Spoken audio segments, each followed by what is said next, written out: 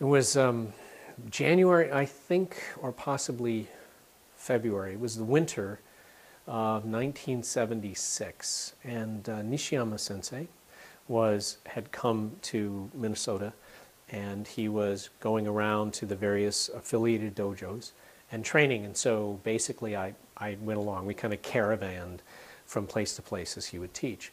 And at one of those points along the path, there was a test. So I was going to test for second dan.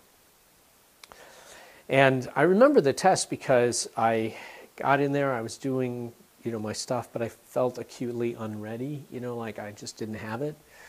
And so I decided to be super spirited, like, ah! And it did result in blood, mine, all over my gi. But because I was trying to make up for a lack of just plain preparedness with a sort of ferocity of spirit. And so it was no surprise to me that I did not pass. It was the following fall, so the fall of '76, October, November, and Masatoshi Nakayama was back again, and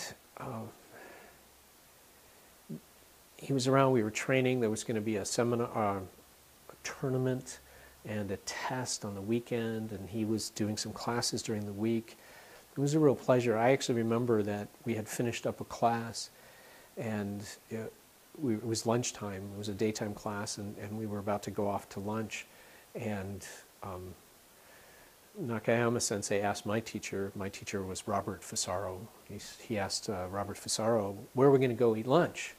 And Fisaro said, the Asuka Sensei. Well, the Asuka is a Japanese restaurant that we all loved.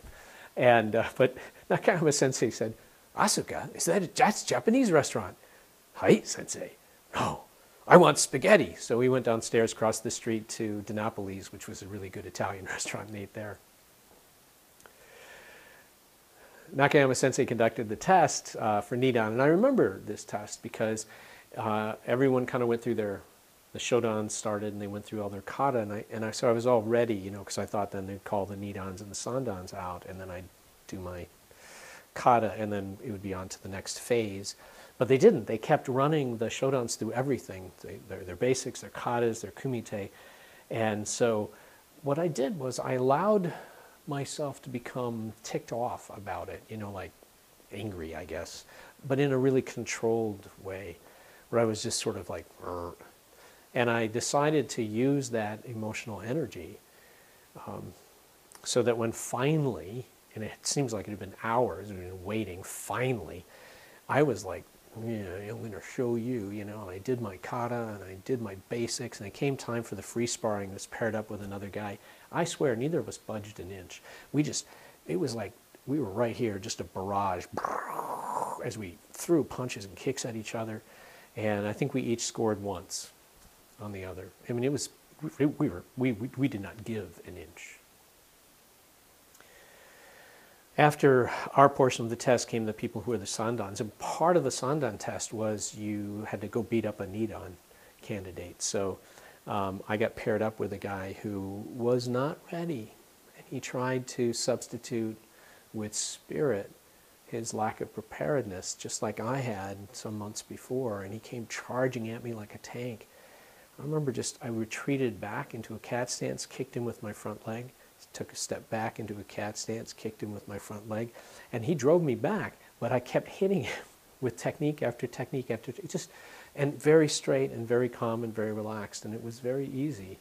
It shouldn't surprise you that I passed that test, and he did not. Now I'll tell you, one of the things for me about that whole experience that was so significant is that the first time I tested for black belt, first time I tested for Shodan, it was under Masatoshi Nakayama, and he flunked me. Now this time, the second time I was testing for second degree black belt, it was under Masatoshi Nakayama, and he promoted me. And that really meant a lot, because the fact that he had caused me to fail before, that he had failed me before, meant that I knew this was real. It wasn't a gimme. It wasn't decided ahead of time. There wasn't a diploma somewhere that was already made out waiting for me because everyone knew I was going to pass. That it was, I really had to bring it. And that just meant a lot. It still means a lot. So when I do tests today, when I test people, I'm the guy on the board going, you know what, I think this one can do it. Let's flunk him and have him come back.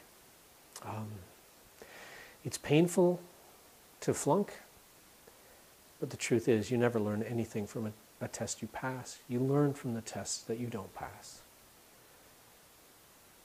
I'm Chris Thomas, and that's Reflections from the MasterClass. Thanks for watching. Now, go train.